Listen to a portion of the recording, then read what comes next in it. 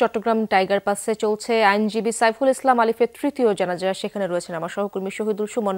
সরাসরি যুক্ত হচ্ছি তার সাথে। সুমন, জানাজা কি শুরু হয়েছে কিনা জানাবেন, এবং নিহতের দাফন কখন কোথায় হতে পারে সে ব্যাপারে জানতে চাই আপনার কাছে।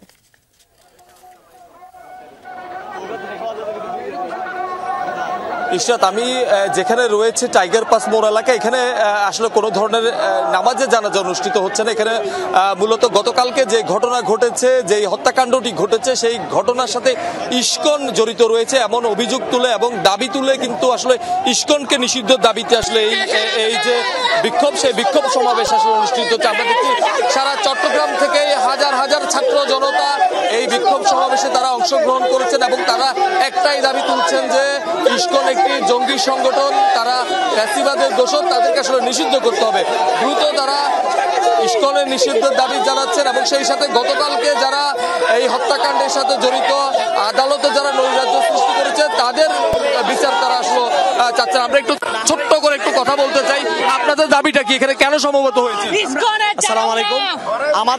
আমাদের মূল দাবি হচ্ছে, মানে স্বাভাবিক যদি আমরা অনেক বেশি কথা না বলেও যদি স্ট্র্যাটেজিক্যালি কথা বলি, তাইলেও এই কাজটা যদি আমাদের মুসলমানদের দ্বারা হতো।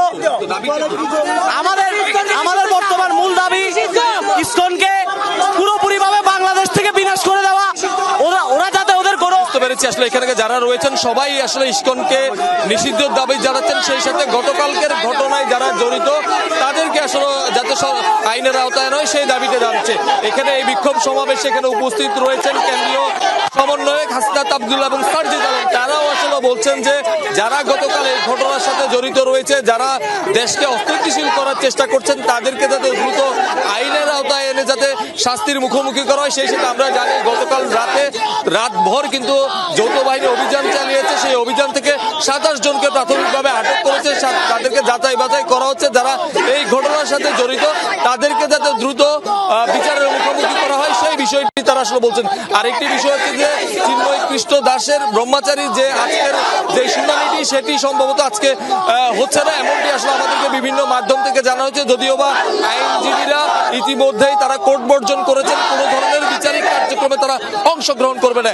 এই মুহূর্তে সাধারণ ছাত্র জনতার যে বিক্ষোভ সমাবেশ সেটি আসলে চলছে এবং এখান থেকেই তারা আসলে দাবি তুলছেন যে ইসকনকে তারা নিষিদ্ধ যাতে দ্রুততার সাথে করা হয় এবং একই সাথে তারা এখানে ইসকনকে জঙ্গি সংগঠন হিসেবে তারা আখ্যা দিচ্ছেন। কয়েকটি নতুন আপডেট জানলাম আপনার কাছ থেকে সুমন, ধন্যবাদ আপনাকে।